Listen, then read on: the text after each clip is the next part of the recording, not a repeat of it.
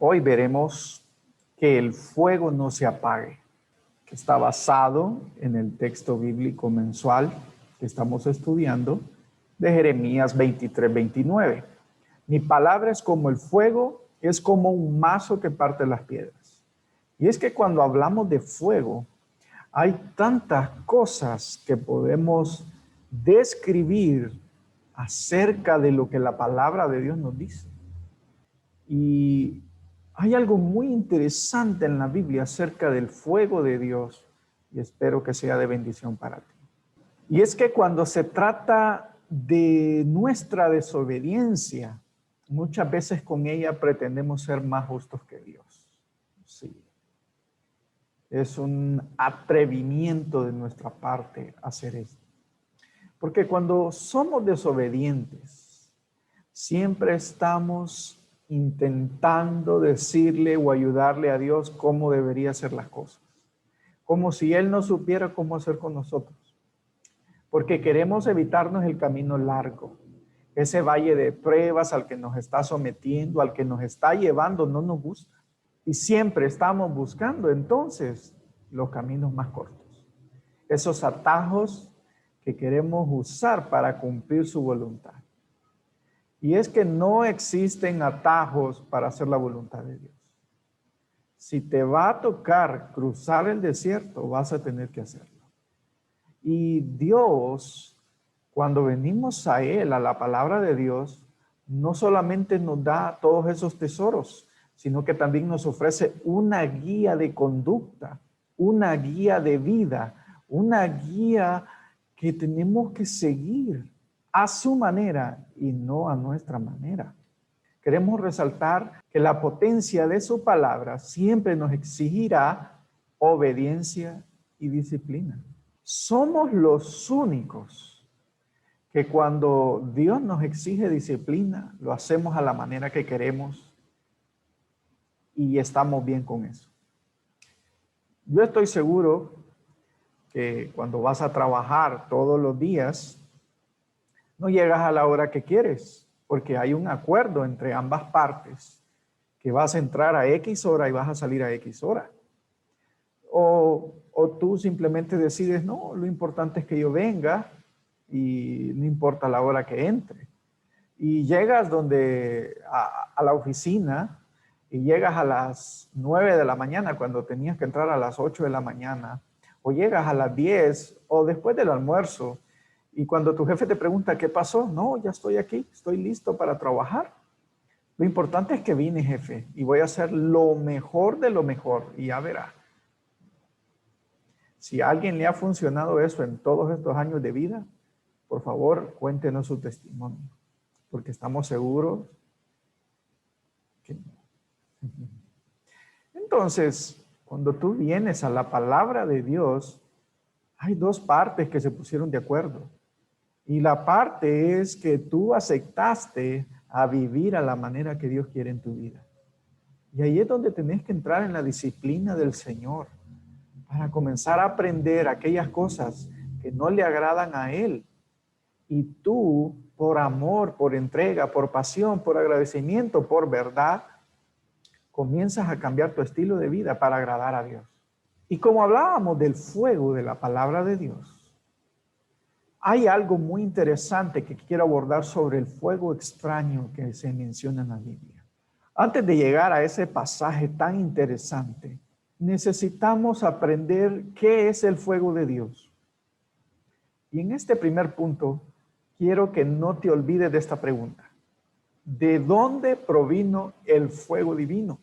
En el caso de Moisés, por ejemplo, Moisés tiene muchas experiencias con el fuego divino. ¿Te recuerdas la columna de fuego que andaba con el desierto en Israel? También la zarza ardiente. Moisés llegó y ya estaba encendido el fuego. Así que quiero que prestes atención a estos detalles. Y Moisés extendió su vara hacia el cielo. Esto lo dice Éxodo capítulo 9, verso 23. Y el Señor hizo que tronara y granizara y que cayera fuego sobre la tierra. El Señor hizo que cayera granizo sobre todo Egipto. Yo sé que esto es un fuego de juicio, pero te pregunto, ¿de dónde provino el fuego de Dios? Provino de lo alto. Miren el caso del monte Sinaí. En Éxodo 19, verso 18, todo el monte Sinaí humeaba porque el Señor había descendido sobre él en fuego y el humo subía como de un horno. Y todo el monte se estremecía en extremo. Y el Señor había descendido sobre él como fuego. ¿Y de dónde provenía el fuego santo?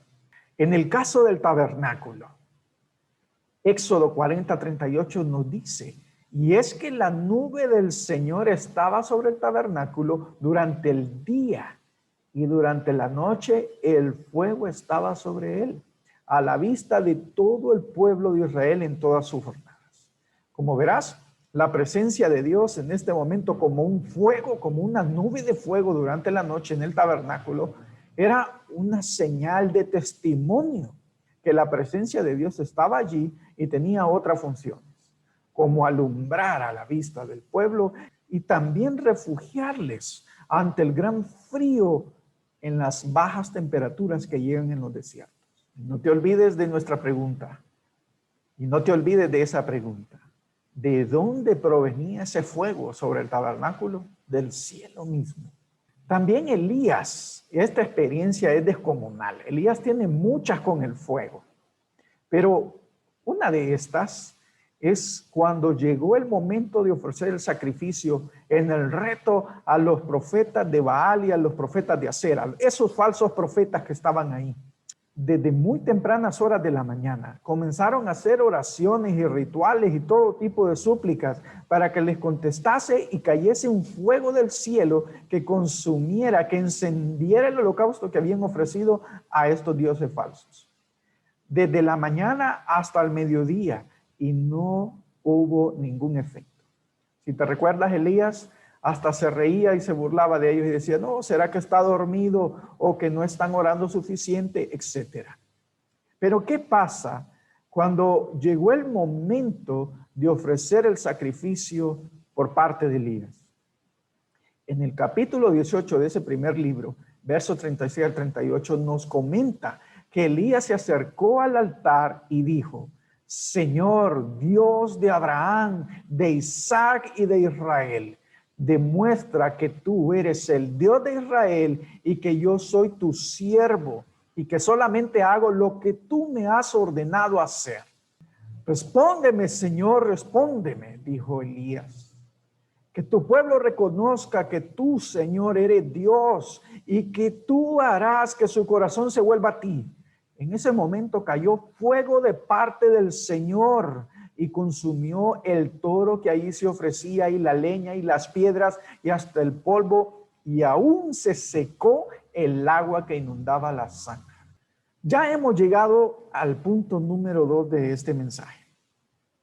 Y necesitamos extraer una conclusión del primer numeral del que estuvimos hablando con varios ejemplos. Y es que en el sacerdocio levítico, el gran sumo sacerdocio arónico, todos los que creían en el Señor y llegaban ante su presencia por un pacto, por una promesa, por un clamor, por un sacrificio, un tipo de holocausto u ofrenda o libación, sabían que si había que haber fuego, iba a provenir de Dios y era aceptado.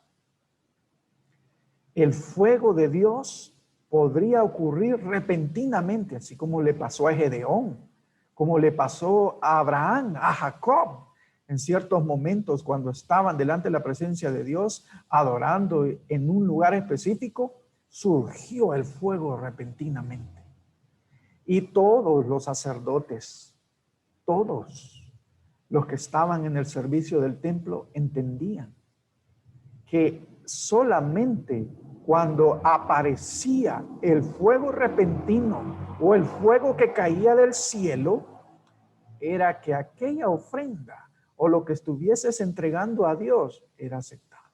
Y entonces, aquí viene el interesante caso del fuego extraño. Y aquí vamos a seguir con esta misma pregunta. ¿De dónde provino el fuego divino? ¿De dónde provino? Nadab y Abiú son los personajes de esta impresionante historia. Y en Números capítulo 3 del 1 al 4 nos vamos a dar cuenta qué pasó. Estos son los descendientes de Aarón y de Moisés, de cuando el Señor habló con Moisés en el monte Sinaí. Estos son los nombres de los hijos de Aarón: Nadab, el primogénito; Abiú, Eleazar e Itamar.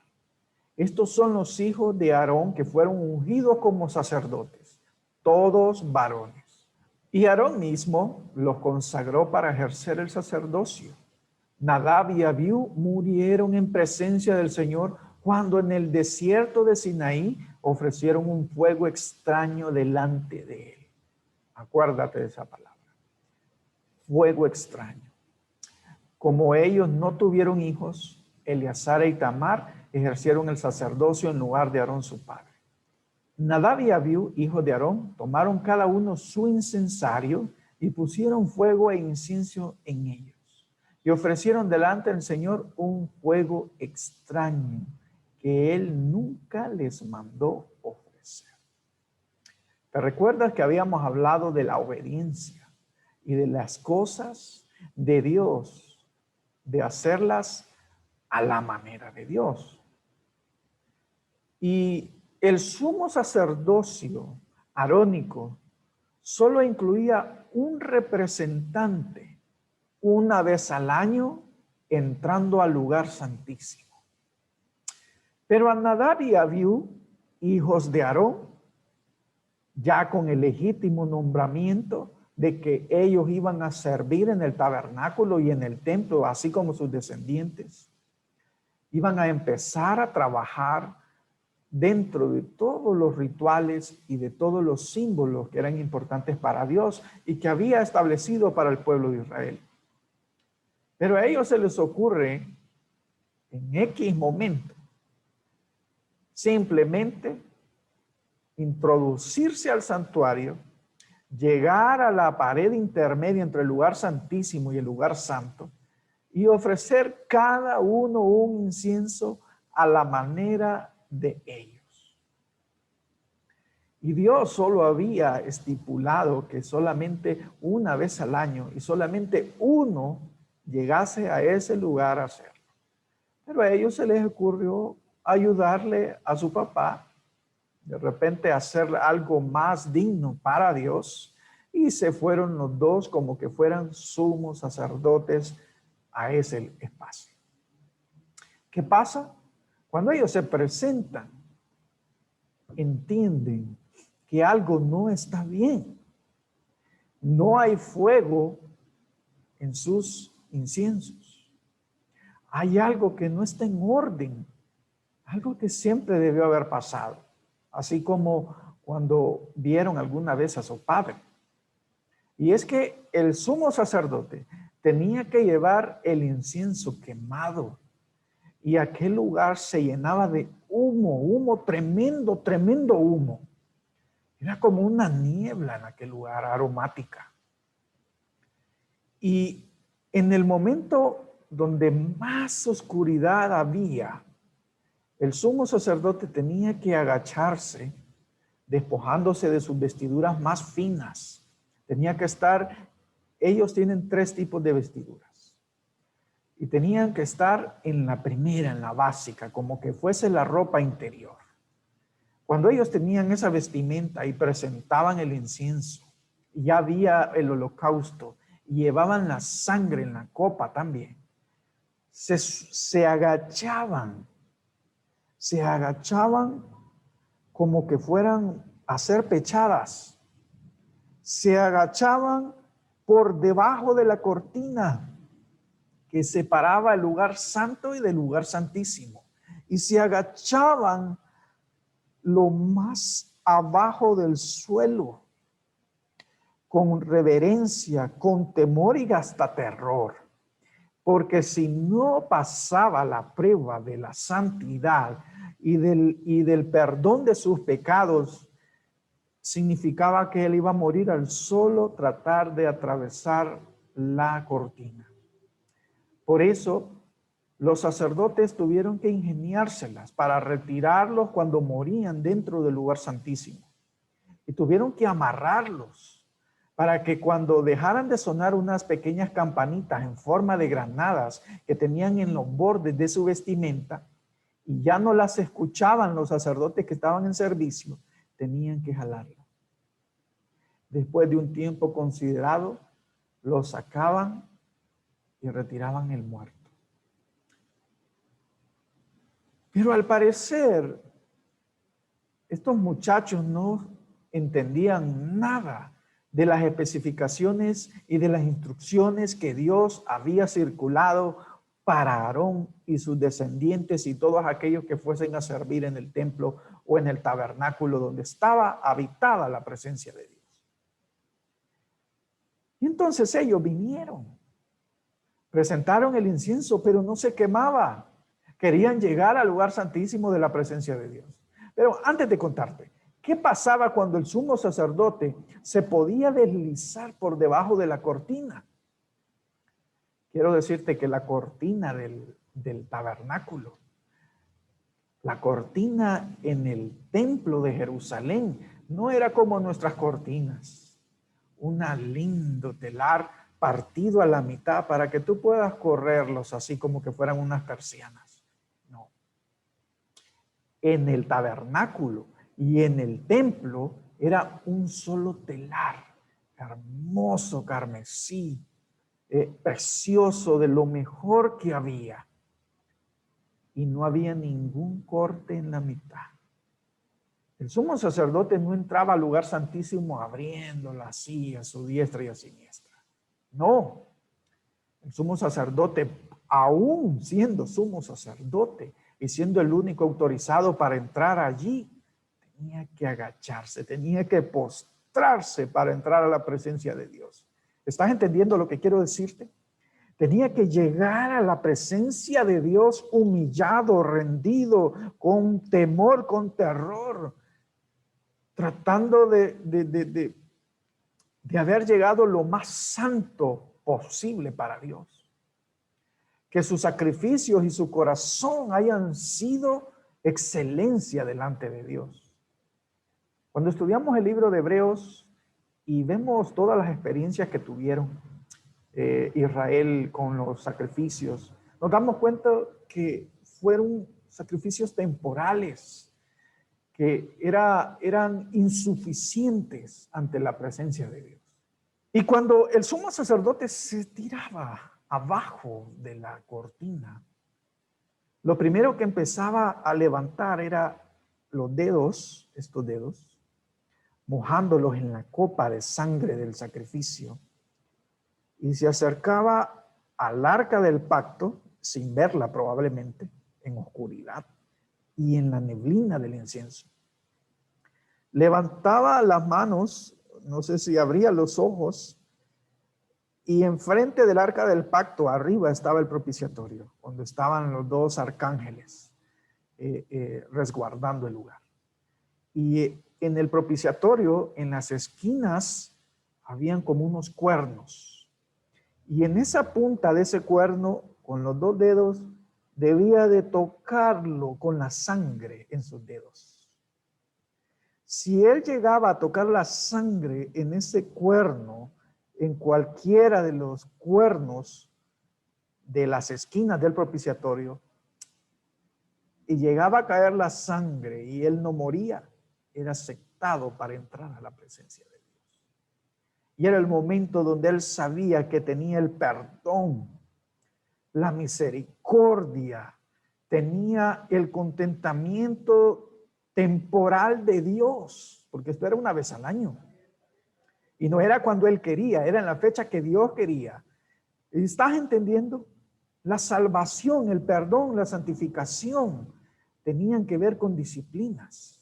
Tenían que ver con el celo de Dios y de cumplir cada detalle a la manera de Dios y no a la de ellos.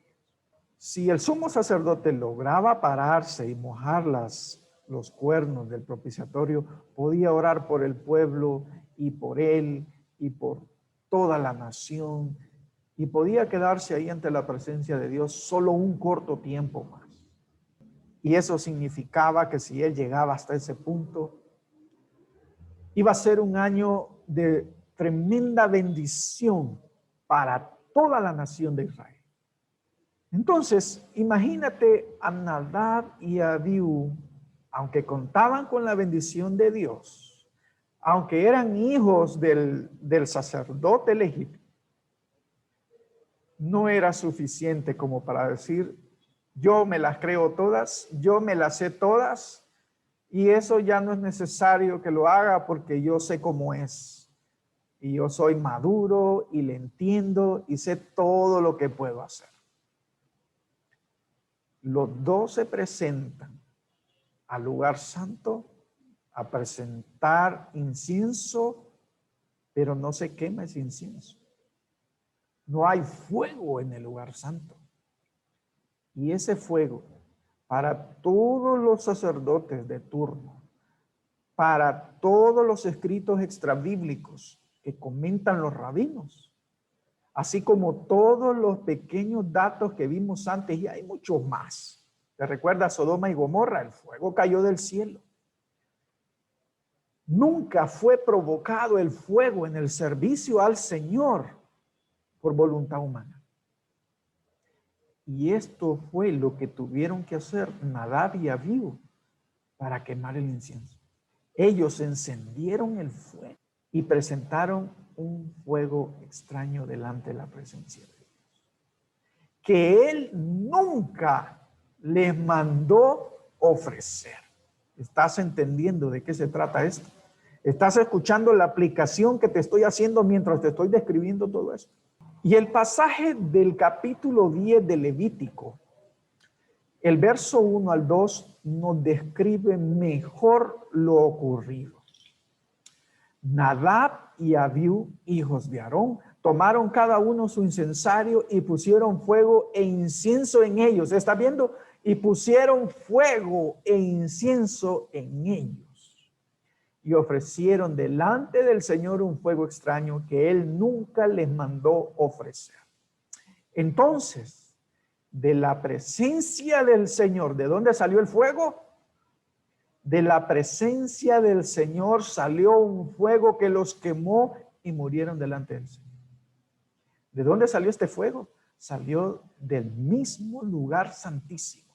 Salió de donde estaba el arca del pacto y el propiciatorio.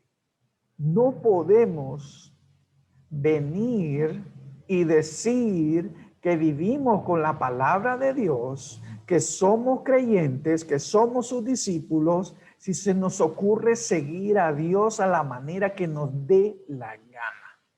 No puedes venir a la presencia de Dios creyendo que lo vas a lograr si sigue viviendo a tu manera. Y su palabra es tan estricta en esto. Y no solamente en el Antiguo Testamento, es hasta hoy, hermano. Por esa razón Moisés no entró a la tierra prometida con el pueblo y fue conducida con Josué. Porque la disciplina de Dios está siempre allí delante del que quiere seguir a Dios. Y vamos a obtener los frutos de la salvación y de la bendición eterna si vamos conforme a la disciplina de Dios. Y ni la sentimos porque lo hacemos por amor. Y aunque es difícil, pero nos esforzamos y procuramos en lo que dependa de nosotros agradarle a Dios con verdad y santidad. Y gracias al Señor por su sacrificio, porque sin esa redención no sería posible. Y estaríamos con sacrificios temporales, insuficientes, que indignaban el corazón de nuestro Dios. Pero ahora un sacrificio digno, a la altura de nuestro Dios, fue presentado para siempre. Y es en Cristo Jesús. Mira qué interesante lo que sigue. El fuego del altar siempre era encendido por el Señor. Todo lo que era dedicado a Dios, todo lo que tenía que ver con un holocausto, todo lo que tenía que ver con algo que tenía que ser quemado, Dios iniciaba el fuego, porque era parte de su sello divino para demostrarle a la humanidad representada en Israel en ese entonces que Él lo aceptaba. Depende de nosotros mantener encendida la llama. ¿Estás entendiendo esto? Dios enciende tu vida a través de tu fe en la verdadera palabra de Dios cuando eres obediente y disciplinado. Pero si tú descuidas estas disciplinas espirituales, vas a ver que esa llama se apaga. Y te lo aseguro que se te apaga si tú te descuidas en ello. Porque esto está requete confirmado. Que si tú dejas de orar, si tú dejas de congregarte, si tú dejas de estudiar la palabra, si tú dejas de ayunar, si tú dejas de danzar, dejas de adorar, dejas de cantar, dejas de interceder, dejas de bendecir a otros con tus ofrendas y diezmos, dejas de contribuir al cuerpo de Cristo por alguna razón, sea justificada o no, y te marginas y te retiras de lo que sabes que deberías estar haciendo, se apaga esa llama. Y vas a querer avivarla con muchas cosas. Y vas a consolarte y te vas a animar porque hiciste esto, porque hiciste lo otro, porque evangelizaste. Pero si tú te descuidas de las cláusulas que están en el pacto de Dios, se va a comenzar a apagar ese fuego. Y entonces, como sabes que se está apagando esa llama, comienzas a encenderla de otra manera. Y corres el peligro inminente de perderte la bendición de estar ante la presencia de Dios. Y vas a sentir entonces que el fuego de la presencia de Dios te consume. Te va a doler porque te va a quemar la presencia de Dios. Mira Levítico 6, 12, 13. El fuego del altar no deberá apagarse nunca, sino que todos los días el sacerdote le echará leña, acomodará el holocausto sobre el fuego y quemará sobre él el altar, la grasa de los sacrificios de paz. El fuego del altar deberá mantenerse siempre encendido, nunca deberá apagarse. Porque quien encendió ese fuego la primera vez fue el santo Dios de los ejércitos. El Dios de Abraham, de Isaac y de Jacob. El Dios de Israel y de las naciones de la tierra. Si Dios ha encendido el fuego en tu vida, tienes que cuidar de no apagar esa llama. No puede apagarse tu llama. Tienes que hacerte leña para que se queme y se queme hasta el fin de los días cuando venga nuestro Señor y el gran día donde podamos erguir nuestra frente en alto y ver la salvación de nuestro Dios. Mira lo que le dijo Pablo a Timoteo. Por eso te aconsejo que avives el fuego del don de Dios. Hermano, aviva el fuego de Dios en tu vida. Aviva la llama de la santidad, aviva la llama del servicio, aviva la llama del evangelismo, de honrarle con todos tus bienes y tus recursos al Señor. No permitas que el fuego de Dios se apague en el altar de tu vida. Porque cuando te des cuenta que ya no es posible encenderlo y no quieras ser obediente ni disciplinado y quieras seguir buscando a Dios de tu manera como se te antoja, te vas a dar cuenta que no tienes leña. Y lo que le estás metiendo no se quema. Porque si no es con rendición a Dios, con humillación, con disciplina, con obediencia, no se quema. Porque Dios quiere obediencia. Dios quiere amor de su pueblo, no solo de labios, sino de corazón. Porque muchos tienen a Dios en la boca, pero no en sus vidas. Es el momento de que avive la llama del fuego de Dios en tu vida. Hermano, encendámonos en la presencia de Dios. Y eso significa para muchos de nosotros integrarnos a la obra de Dios, integrarnos a la iglesia, integrarnos al servicio, integrarnos al evangelismo, integrarnos a la enseñanza, al discipulado, a la adoración, a la alabanza, a las ofrendas, a nuestros diezmos, al ayuno, a las vigilias. Hagamos de nosotros que este fuego no se apague. Amén. Yo quiero ser un altar en la presencia de Dios. Quiero ser un fuego santo de Dios que me encienda, así como esas llamas de lenguas de fuego que aparecieron en el Pentecostés cuando se cumplió la promesa del Espíritu Santo. Dios quiere de ti que te rindas, que le digas, heme aquí, Señor, aquí estoy. Quiero hacer tu voluntad. Amén. ¿Quieres hacer esto? Podemos empezar con una oración de rendición. Oremos. Oh Dios de los cielos y la tierra, Señor de altares, que hiciste el agua, el viento, el fuego, la tierra y todo ser viviente que existe, que me formaste a mí con amor y que tus ojos me vieron desde las entrañas que estaba en el vientre de mi madre. Padre, vengo a ti rendido. Perdóname, Señor, porque yo sé que he dejado apagar la llama de tu amor, la llama del fuego de Dios en mi vida. Señor, yo no quiero que se apague. Quiero sentirme salvo. Quiero sentirme santo. Quiero sentirme amado. No quiero sentirme más solo. Quiero sentir tu dulce amor conmigo. Quiero estar delante de tu presencia. Así como ese sacrificio en la cruz, el que permitió que se rasgara el velo que dividía el lugar santo del Santísimo y que se rasgó desde arriba abajo para que pudiésemos entrar sin temor ante tu presencia. Te pido perdón por mis pecados, Señor. No quiero seguir igual.